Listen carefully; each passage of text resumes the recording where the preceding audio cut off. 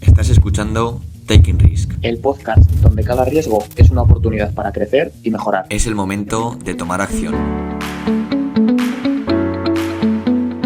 Hola, buenos y conflictivos días a todos. ¿Qué tal, Marcos? ¿Cómo estás?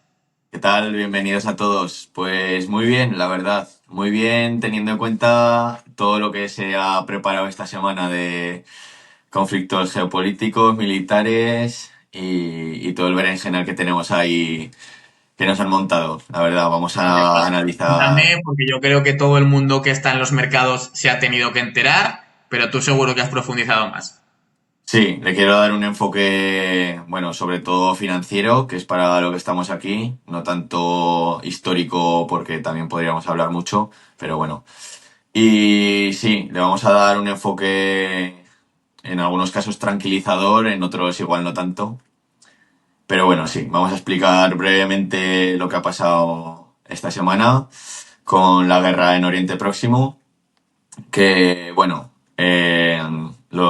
la guerra que ha iniciado básicamente es que Israel ha pegado unos zambombazos al Líbano, ha bombardeado allí en Líbano y bueno, esto ha puesto en tensión a todo el mundo, a todas las diplomacias y incluso también al mercado y sobre todo a los inversores también.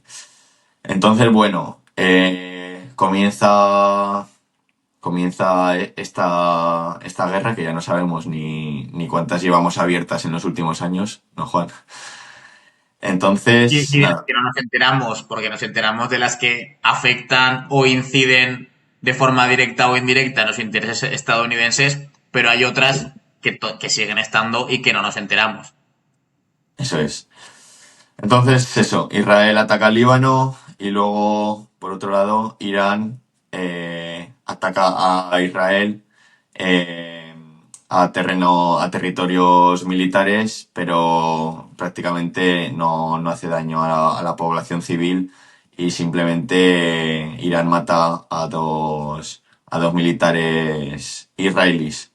Básicamente, yo como analizo el ataque iraní hacia Israel, es simplemente de aviso, de decir que cuidado que estamos aquí, que no vais a hacer lo que os dé la gana.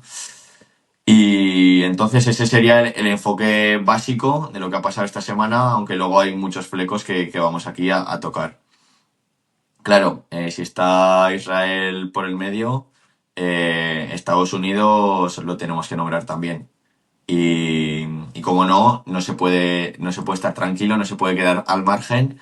Obviamente Israel tiene el apoyo de Estados Unidos, por eso es tan valiente, podríamos decirlo así, Es una colonia no reconocida.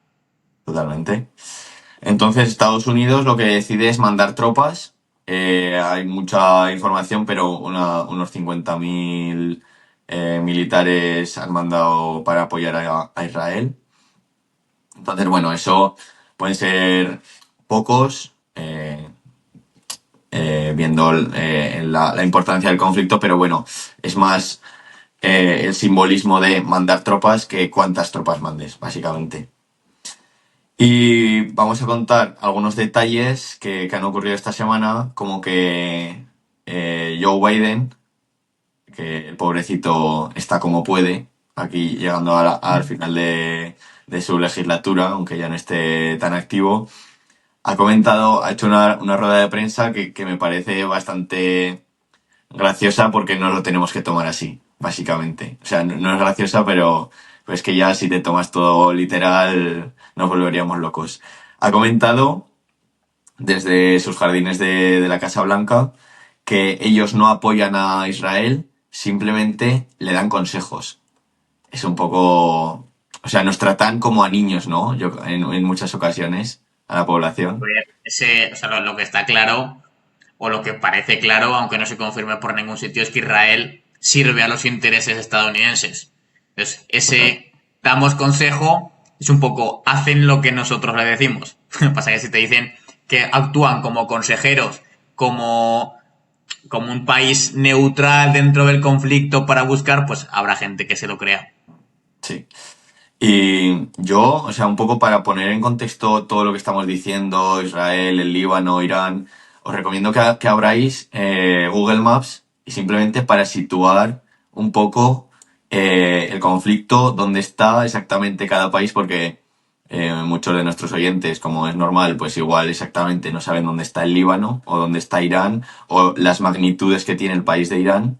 Y un poco para ver todo este escenario geopolítico viene muy bien a veces simplemente ubicar perfectamente los países y decir, ah, bueno, tiene más sentido esto que han hecho simplemente por dónde está ubicado cada país. Y bueno, o sea, os animo a abrir el Google Maps mientras comentamos estos países también un poco para ubicar lo que estamos hablando. Yo los tengo ubicados Y porque a mí me quedan cerca los dos. sí, la verdad es que, bueno, nos tendríamos que preocupar un poco más porque estás ahí justo debajo de Irán. Nadie toca a los países árabes ricos y neutrales, son como Suiza. A Arabia Saudí, Qatar, Sí, no, Emiratos, no hay ninguna serían alarma, ¿no? Ningún tipo. ninguna. Sí, De sí. hecho, Aunque, de hecho, para las cumbres de paz que se han intentado hacer entre Palestina e Israel, se han ¿mm? hecho en Qatar. O sea que actúan como países neutrales.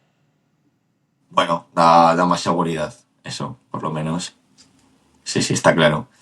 Entonces, a ver, lo queríamos analizar este conflicto porque, bueno, hay gente que dice muchas cosas, básicamente. Entonces, vamos a poner datos, vamos a poner acuerdos que tienen entre diferentes países para un poco no alarmar, sino poner, eso, datos sobre la mesa y analizarlo desde un punto de vista diferente que simplemente el sensacionalismo con el que se viven estas cosas hoy en día. Entonces, el primero es un poco contraproducente porque hemos dicho, Israel ataca al Líbano, Irán ataca a Israel y Estados Unidos respalda a Israel. Pero es que Estados Unidos tiene más cosas detrás. O sea, Irán y Estados Unidos en 2021, a lo largo de 2021, mantienen contactos indirectos sobre el acuerdo nuclear que se llama PAIC, ¿vale? Y estos acuerdos también están relacionados con el petróleo, porque claro, Irán es un exportador de petróleo muy top a nivel mundial, con mucha cuota de mercado. Entonces, Estados Unidos tiene acuerdos con Irán para bombear más petróleo con la intención de quitar cuota de mercado a Arabia Saudí y los países árabes. Entonces, a ver, esto es algo significativo porque Estados Unidos, a la hora de, o Israel, en nombre de Estados Unidos, a la hora de fomentar una escalada del conflicto, ¿hasta qué punto o qué bases petroleras atacas a Irán si Estados Unidos, por el otro lado, por la retaguardia, tiene acuerdos con Irán? O sea, esto es importante y luego, claro, hay varios frentes abiertos, porque si tú estás haciendo una política de conseguir cuota de mercado, te pones de socio o tienes acuerdos no oficiales con Irán de conseguir cada vez más cuota de mercado para tener más poder dentro del mercado del petróleo. Y ahora este conflicto está ya, ¿hasta qué punto la escalada se puede dar si hay todos estos acuerdos internos que no favorecerían a Estados Unidos? Bueno, entras sin bombardear las bases petrolíferas Claro, y te quedas ya no hay acuerdo que medie, te quedas. Bueno, a ver, esto no es nuevo, es el modus operandi que lleva haciendo Estados Unidos en Oriente Medio desde que tengo yo uso de memoria.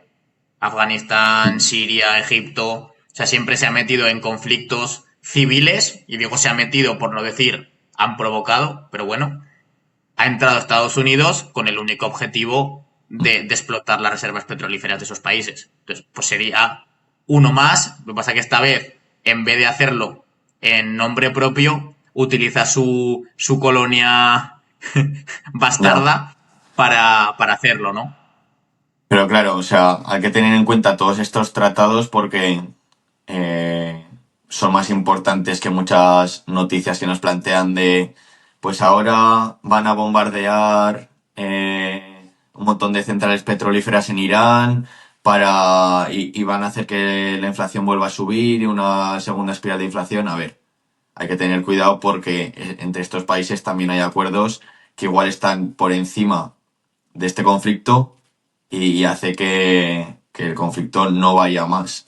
No, lo que está claro que hay muchas de estas cosas de las que vas a comentar, de las que ya has comentado, de las que vas a comentar ahora, Hmm, que son claves en todos estos conflictos, que al final a claro, nosotros la información que nos llega como usuario final de esa información es la más, como tú decías, la más sensacionalista, la que más nos puede impactar claro, y desde luego no profundizan en los detalles o en las relaciones internacionales que hay en ese aspecto. Eso está claro. claro. Entonces, bueno, por esa parte, en teoría en este conflicto, Irán y Estados Unidos, por parte de Israel, son rivales o contrarios, pero también tienen un lazo por el otro lado en el tema energético que es importante. Hay que tenerlo en cuenta también. Luego, por otro lado, está China, que también he visto muchos tweets y algunas noticias diciendo, bueno, ¿y ahora China qué? Ahora China cómo va a actuar. Entonces, voy a rescatar el acuerdo integral de cooperación estratégica que tienen entre Irán y China, que fue en marzo de 2021.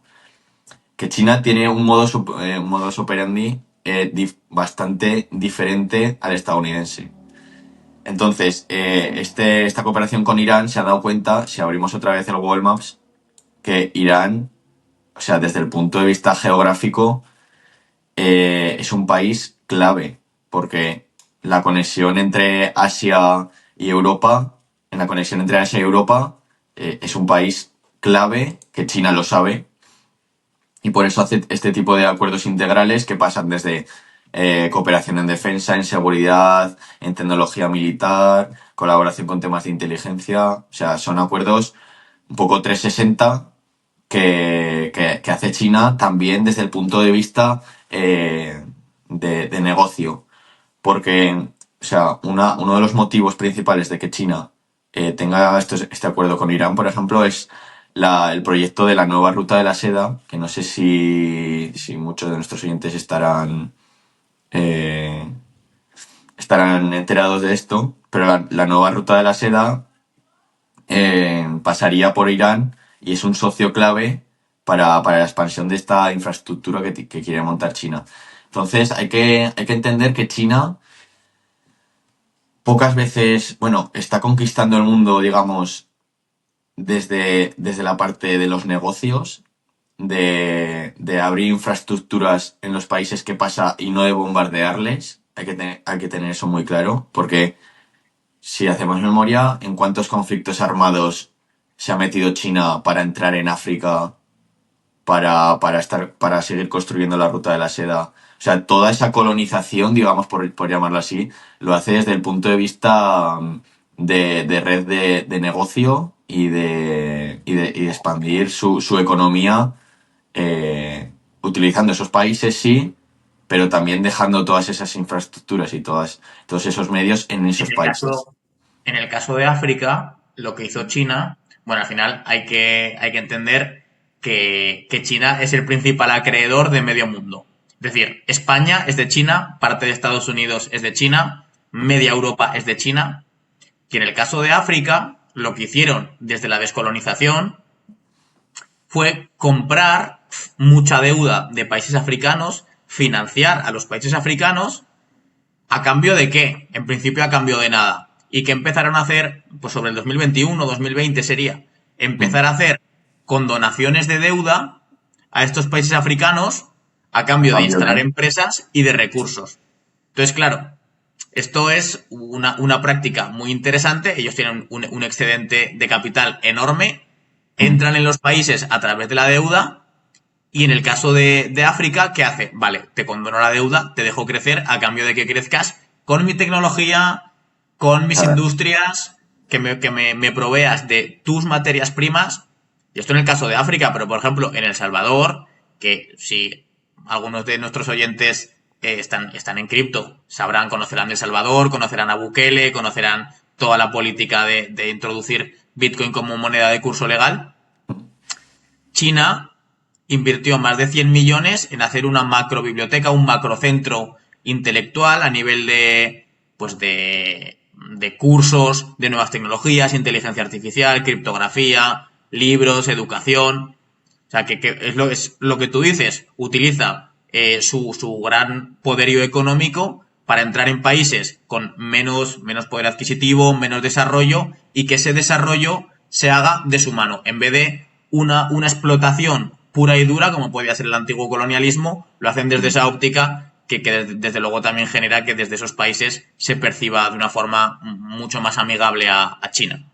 Eso es. Entonces, bueno, como vemos, Irán es un punto clave tanto para unos como para otros, y quería también recalcar que, bueno, China, vamos, no pondrá la mano en el fuego, pero no se va a meter en líos de bombardeos ni de ese tipo de prácticas, porque no es su estrategia y porque no lo ha hecho hasta ahora para defender territorios. Entonces, ahí también quiero destacar que es un acuerdo a 25 años, que, claro, estos acuerdos se hacen para el largo plazo, pero hay que destacar también China, que la política que tienen interna, sin entrar a si es comunismo o otras políticas, hacen una política, bueno, creo que era a 100 años, o sea, tienen planes a 100 años de país, y no es,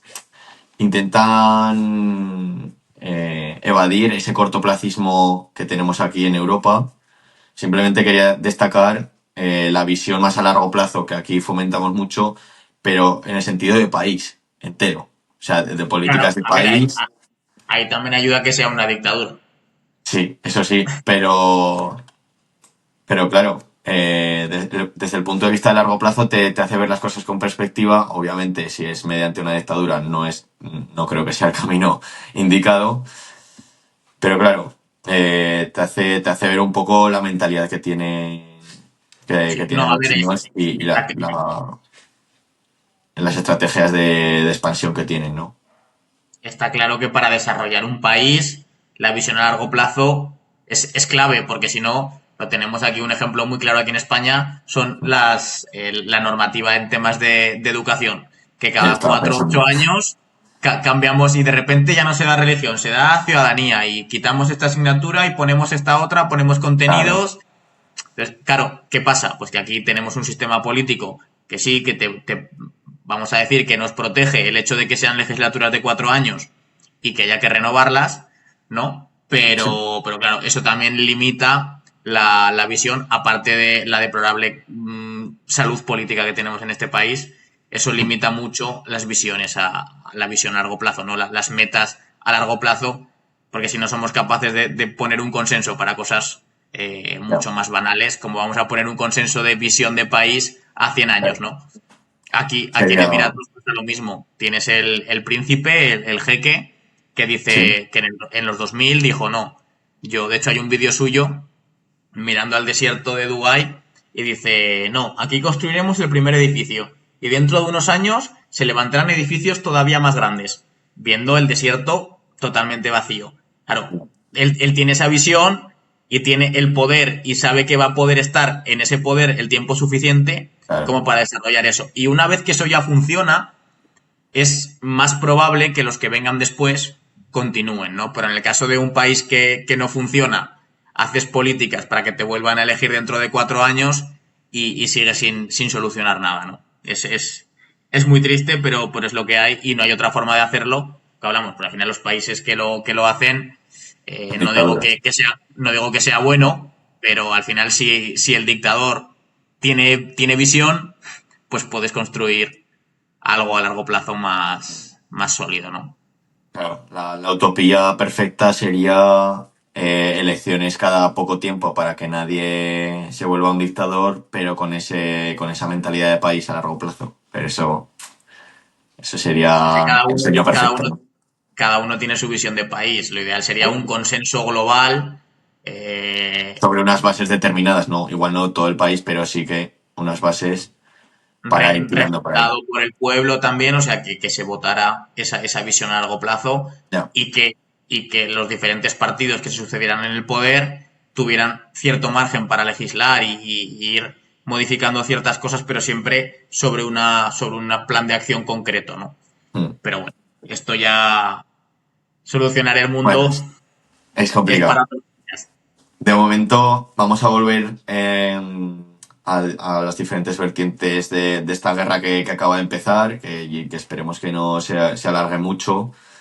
Y otro aspecto importante son obviamente las elecciones de Estados Unidos, que a mí me hace que pensar de decir, bueno, hasta las elecciones, que queda un mes y medio por ahí, un poco menos ya, Estados Unidos de verdad se va a meter de lleno en esta guerra, apoyando en todo lo que diga Israel, y fomentando de alguna manera la escalada bélica. A mí me cuesta pensarlo porque, claro, yo creo que las elecciones de Estados Unidos se juegan mucho, y cometer algún paso en falso en este tipo de políticas.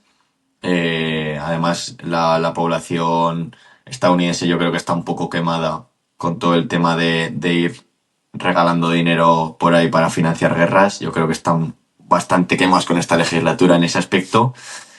Entonces a mí me cuesta. Luego también tengo otra reflexión, que puede ser que dejen, digamos, la guerra preparada para que, depende de quién salga en las elecciones, hacerla estallar y fomentar una escalada después de esas elecciones, o si gana quien quieran, pues bueno, ir recogiendo cable, y aquí no ha pasado casi nada, ¿no? Entonces yo ahí tengo un poco conflicto en decir, bueno, yo creo que antes de las elecciones va a estar la cosa bastante, bueno, os mandamos unas tropas y poco más. Y luego sí que tengo ahí opiniones contrarias a qué pasa después de las elecciones con todo esto. Entonces no sé cómo lo ves tú, este tema. A ver, hay que decir que aunque los medios de comunicación nos intenten vender lo contrario, que Trump ha sido el presidente del gobierno de los Estados Unidos más pacifista de la historia. Eso es un facto. O sea, Eso es tiene una razón. realidad, no se ha metido en ninguna guerra, además ha firmado tratados de paz, fue el único presidente del gobierno que ha viajado a Corea del Norte, que ha viajado a China, se reunió con Putin. Dicho esto, y sin intención de dar ningún mitin político, para mí, que saliera Trump sería positivo en ese sentido. ¿Por qué? Porque si nos basamos en lo que ya hizo en su legislatura, intentó calmar las aguas. ¿Por qué? Porque al final Trump es un empresario y entiende que para que el mercado funcione y para que Estados Unidos funcione, tiene que haber una cierta estabilidad en el mundo. Y eso no se consigue mandando tropas ni se consigue derrochando miles de millones en guerras extranjeras a costa de devaluar el dólar. Entonces, yo sí que creo que vamos a tener un impasse, como tú dices, desde ahora hasta las elecciones, y que luego dependerá mucho de quién salga. Yo sí que creo que si sale Trump, probablemente los medios de comunicación, el discurso general, será echarle la culpa de las dos guerras a Trump, que lleva 4 años sin estar en el poder, pero lo acabará solucionando, o intentando buscar una solución que pase más allá de bombardear a todo el mundo.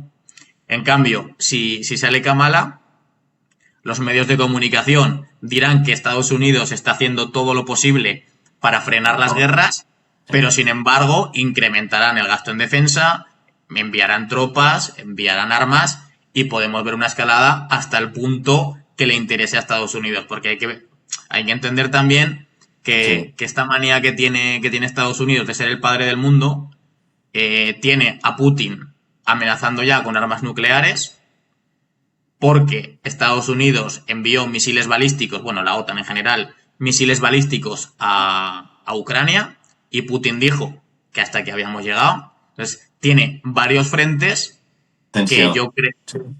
que yo creo que si son inteligentes no deberían sobrepasar, independientemente de quién salga. Sí que creo que a la hora de buscar paz en el mundo, paz en el mundo, Sí. es mejor Trump por lo que ha demostrado hasta ahora. O sea, creo que sería beneficioso en general, pero sobre todo para los mercados, porque a los mercados no lo que mata a los mercados es la incertidumbre. Si hay guerra, cuando se anuncia la guerra hay volatilidad. En cuanto ya está la guerra instaurada, los mercados Ya, siguen claro. funcionando y lo Eso estamos es. viendo. Entonces, si hay esa incertidumbre de que no sabemos si mañana va a entrar otro país en la guerra, si mañana de repente Israel bombardea a Egipto, cuando no sabemos eso es cuando los mercados no se pueden desarrollar. Si llega un presidente de Estados Unidos o una presidenta que consigue mantener esa estabilidad junto con las políticas monetarias que hablábamos en podcasts anteriores, vamos a tener un momento en los mercados muy bueno.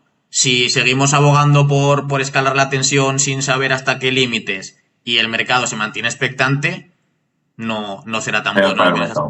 mercado. Totalmente. Pero bueno, luego también, si vemos el mercado, luego analizaremos nuestra cartera, pero por hacer un breve apunte al mercado, que siempre solemos decir que predice un poco los movimientos o que se adelanta a la economía y todo eso, el mercado ahora mismo está prácticamente en máximos. Estados Unidos está, bueno, ayer viernes se hizo un día buenísimo de rentabilidad, entonces lo que predice el mercado no es una escalada, no es mayor tensión, y sigue bajo los dos o tres primeros días, como decías, por la incertidumbre, pero luego lo que está descontando el mercado no es ni mucho menos que esto vaya a ser la Tercera Guerra Mundial. Totalmente. Entonces, bueno, por ese lado, yo creo que he analizado el conflicto con los datos que tenemos y vamos a pasar, si te parece, a un punto muy importante que puede generar polémica, como nos gusta, que Sí. ahí vas a meter caña. Yo, bueno, el episodio pasado ya traje titulares y hoy traigo otro en contra de todas las instituciones financieras y probablemente la mayoría de asesores financieros del mundo, y es que la diversificación es un mito. Y me explico. Para empezar, digo lo de las instituciones financieras porque que tú compres más activos les interesa vía comisiones. Esto lo pongo aquí como una cuña, ¿vale? Que simplemente hay que pensar también muchas veces en dónde están los intereses, ¿no? Si tú en vez de comprar 2 activos compras 17, pues el 0,5% de comisión de cada compra de activo se lo van a llevar igual. Dicho esto, la diversificación no funciona. Y no funciona porque es muy difícil hacerla bien, Cuidado con ese ¿vale? titular, ¿eh? De hecho, es más fácil diversificar mal que diversificar bien. Porque al final hay que entender que la diversificación no es más que una estrategia para reducir riesgo, ¿vale? ¿Qué pasa? Que si tú inviertes en activos que están muy correlacionados y la mayoría de los inversores retails no tienen forma o no conocen cómo interactúa la correlación, lo único que estás haciendo es romper tu ratio riesgo-beneficio, en el sentido en el que estás aumentando tu riesgo o manteniéndolo estable, reduciendo tu ganancia potencial. Entonces, ese ratio te lo cargas completamente. ¿Qué quiere decir esto? Que si tú compras un activo que tiene un ratio riesgo-rentabilidad de 1 y luego compras otros 5 activos que tienen una correlación prácticamente igual, tu riesgo va a seguir siendo 1, pero tu posibilidad de ganancia va a ser mucho más baja. ¿Por qué? Porque estás diluyendo tu capital en diferentes activos. Ahora estoy hablando de mercados tradicionales, pero en cripto todavía tiene mucho menos sentido. Porque a pesar de que en cripto es como un micromercado que tiene sus diferentes sectores, la realidad es que la mayoría de los activos dentro del mercado cripto están muy correlacionados. Entonces, si tú tienes una cartera cripto y dices, no, yo quiero tener exposición a diferentes sectores, diferentes corrientes, diferentes narrativas, perfecto. Pero en cripto hay que entender que el objetivo de invertir en cripto no es preservar capital. el objetivo de invertir en cripto es obtener beneficios, rentabilidades extraordinarias. Si tú utilizas la diversificación en tu cartera de cripto, todo esto que comentaba antes todavía se incrementa de forma exponencial. Porque no estás diversificando en cuanto a riesgo prácticamente nada y estás diluyendo muchísimo tu capacidad, tus posibilidades de obtener una rentabilidad muy alta. Si tú has hecho un análisis bueno o has contratado a alguien que te ha ayudado a hacer ese análisis bueno, no deberías tener más de 2, 3 activos en tu cartera cripto. Y me encuentro cada vez más con personas que tienen 10, 15, 20 criptomonedas.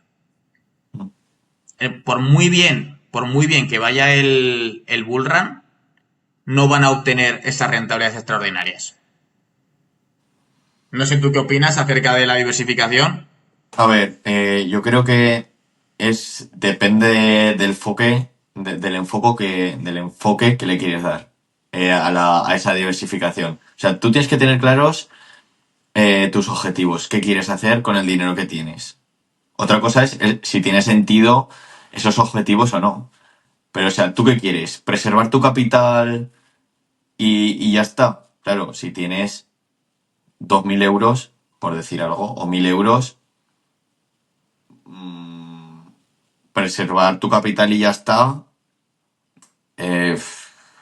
igual no tiene tanto sentido como intentar hacer que crezca, ¿no?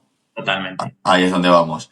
Entonces, si tienes un patrimonio de 2 millones de euros, pues igual sí que tiene más sentido esa protección del patrimonio y diversificar bien que poner o sea, que reducir tu exposición a pocos activos. Pero claro, ahí has dicho otro punto que es clave, que es diversificar bien. O sea, si tú, por comprar un fondo de inversión que invierta en 100 compañías, eso no es diversificar. Eso es hacer el primo y ya está. Básicamente, ¿qué es lo que hace? Y sobre todo lo hablabas en cripto, porque, como decías, aún tiene menos sentido en cripto. Y has dado un punto que es interesante, que es en cripto la gente no se mete para preservar su capital y mantenerlo. Porque no tiene sentido con la volatilidad que tiene. Entonces, en cripto aún tiene menos sentido. Pero en los mercados tradicionales depende de tus objetivos y luego ahí tiene que estar el asesor que tengas o la persona que sepa un poco de finanzas para decir, bueno, tienes estos objetivos, pero igual no tiene sentido estos objetivos viendo tus finanzas. Pero ojo, que es que, o sea, obviamente el mercado cripto es probablemente el mercado más volátil del mundo, Sí, pero que la gente no se olvide que la renta variable es muy volátil y hay acciones muy volátiles. O sea, que la gente tampoco confunda indexarse con hacer un security selection dentro de una bolsa en el S&P 500, porque se asemeja mucho más a cripto que a una inversión sin riesgo.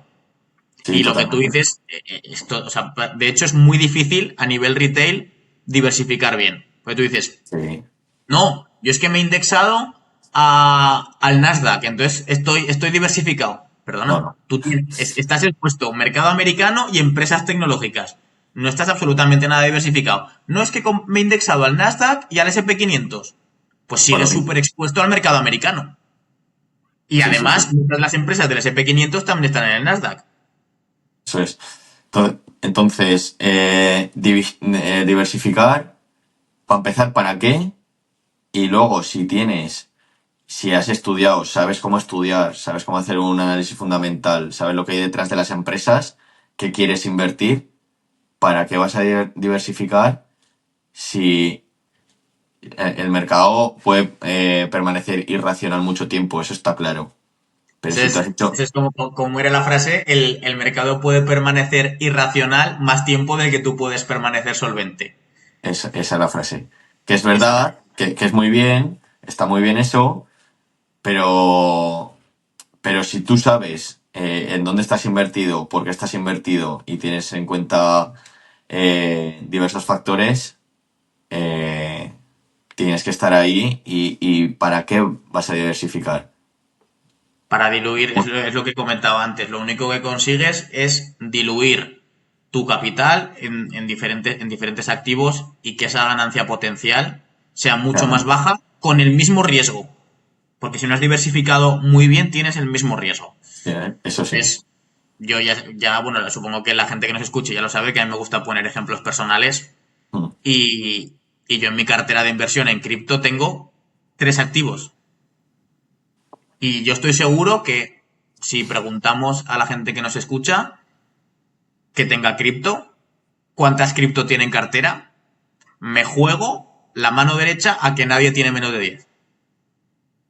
No, sí, lo podría poner por comentarios también, que no pongan cuáles, porque eso, bueno, igual es más personal, pero un poco la distribución de su cartera, a ver por cuántos activos se compone y de qué, si es cripto, renta variable y todo Claro, eso. porque Estaría chulo.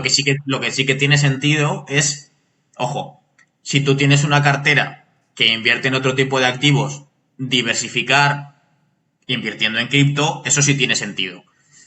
Yo a lo que iba es que dentro de cripto no tiene sentido y en finanzas tradicionales muchas veces tampoco, porque es más fácil diversificar mal que diversificar bien. Eso es.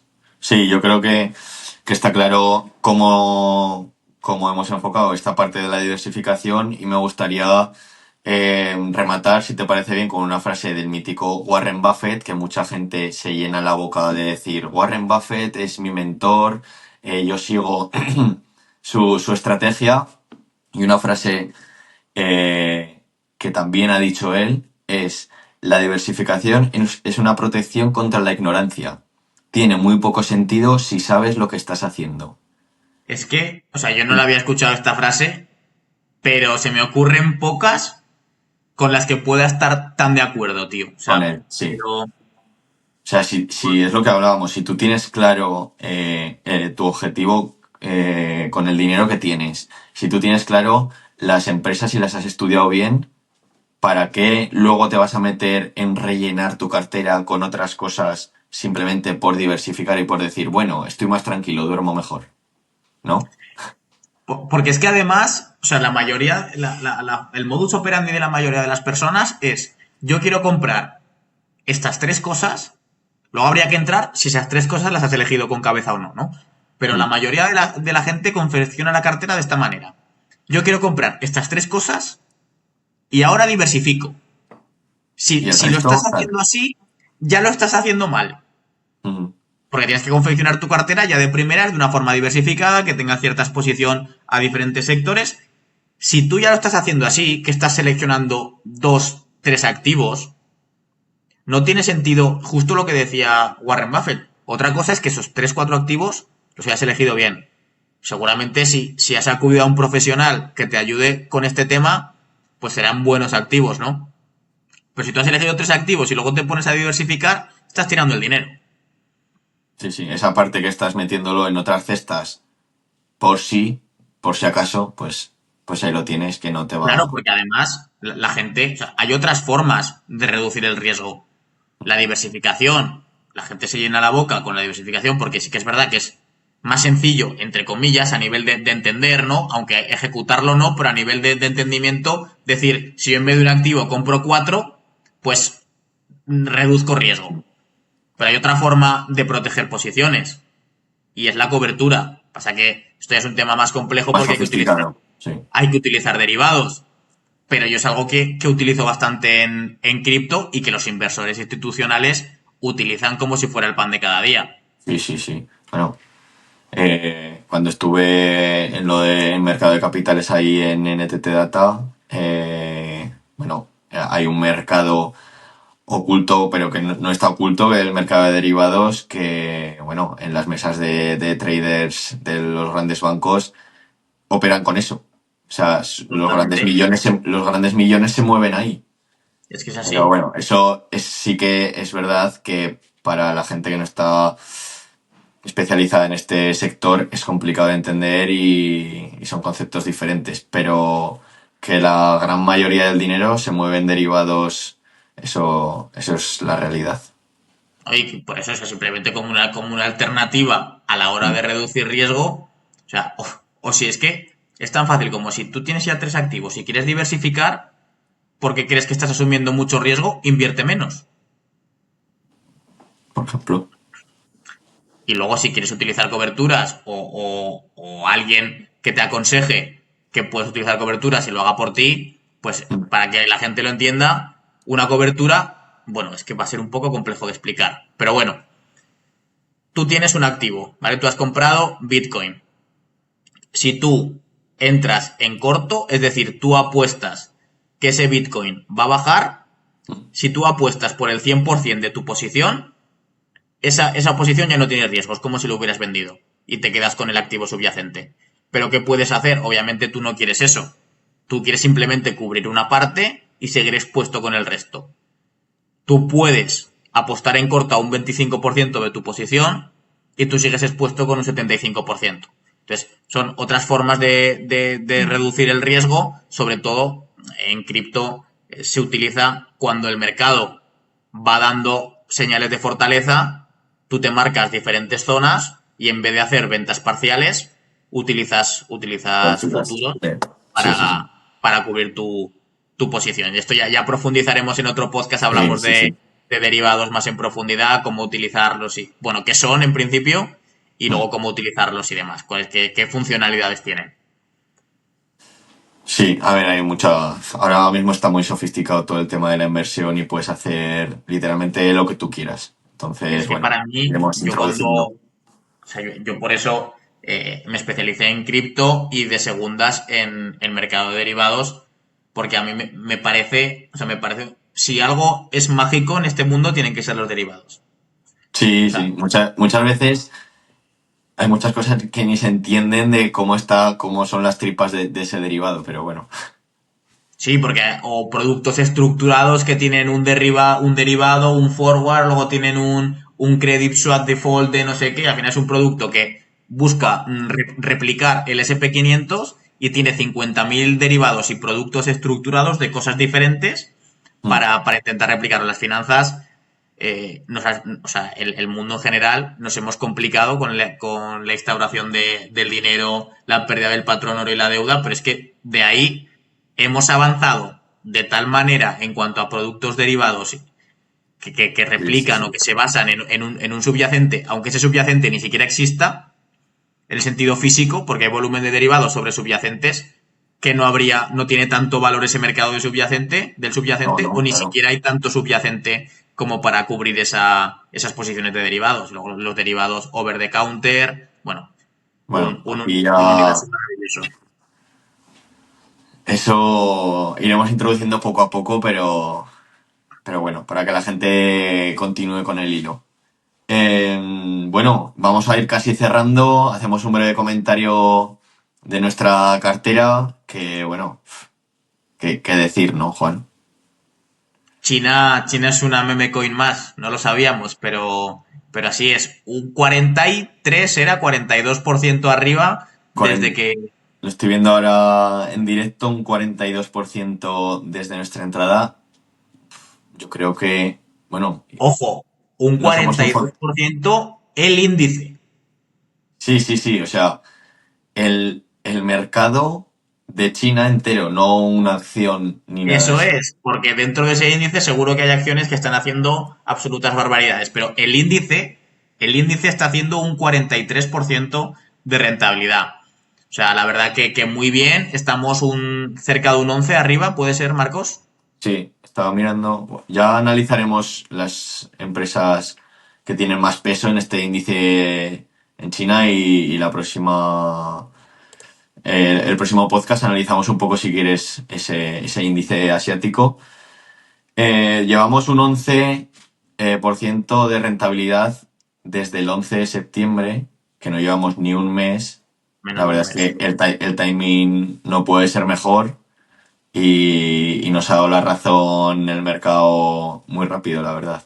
Entonces, un 11% es una bestialidad. Barbaridad. Viendo los pesos de la cartera, porque no estamos o sea, como dijimos al principio, es una cartera más de información en general, por eso hemos cogido diferentes tipos de activos y un 11% arriba me parece excepcional, vamos. O sea, muchos lo querían. O sea, Sí, sí, muchos sí, vamos. firmarían 11%, ya no te digo en un mes, Anual. te digo en un año. Te digo Sí, en un sí, año. en un Sí, año. sí que es verdad que lo que hablamos. Escuchaba un trader muy famoso americano, que ahora no recuerdo cómo se llama, que decía, porque la gente tiene que saber que las instituciones financieras tienen traders, que algunos son algorítmicos y otros son discrecionales, como puedo ser yo. Y decía que es brutal cómo afecta la rentabilidad de un trader cuando la primera operación es ganadora. Y a nosotros nos ha pasado eso. Hemos entrado en un momento muy bueno y ahora la cartera con un 11% arriba, en principio no vamos a tocar nada, pero ya nos da mucho margen pues para rotar Sí. posiciones. Y por ejemplo, ahora que China está un 42% arriba, pues a lo mejor rotamos China e invertimos en posiciones más de riesgo sin sacrificar la rentabilidad, ¿no? No digo que lo Sí. vayamos a hacer, pero que las primeras posiciones hayan sido buenas, ahora nos da mucho más margen para poder tomar otro tipo de riesgos. Sí, vas con esa tranquilidad, con ese colchón del 11% que dices, bueno, sigo bastante en positivo, aunque la lié un poco. Pero no, la verdad es que a largo plazo, ojalá ir manteniendo mínimo mantener esta rentabilidad y bueno, iremos viendo cómo evoluciona el mercado. Y bueno, para eso se está demostrando que el mercado no descuenta esa escalada bélica, porque esta semana hemos subido pues otro 3% la cartera. Así que bueno, Totalmente. tranquilidad, felicidad en Taking Risk y nada, muy contentos de estar otra semana más analizando. La verdad es que no tiene pinta de que se nos vayan a agotar los temas de conversación, porque en la vorágine de todas las semanas Totalmente. va a haber un montón de causísticas. Y nada, si te parece, lo dejamos por aquí, Juan. Lo dejamos por aquí. Último apunte, que nos manden preguntas, que nos manden dudas, porque el podcast de la semana que viene haremos el consultorio, así que dejarnos por ahí dudas que tengáis, de lo que hayamos hablado, de cosas que os preocupen, de vuestra cartera de inversión, de cualquier tema relacionado con finanzas, lo hayamos hablado aquí o no. Nos dejáis vuestras preguntas y nosotros dedicaremos un espacio el podcast de la semana que viene para responderos. Genial, ya tengo ganas de ver esas preguntas, a ver lo A ver, a ver. que les inquieta. Genial, nos vemos la semana que viene, Juan. Muy bien. Chao. Hasta luego.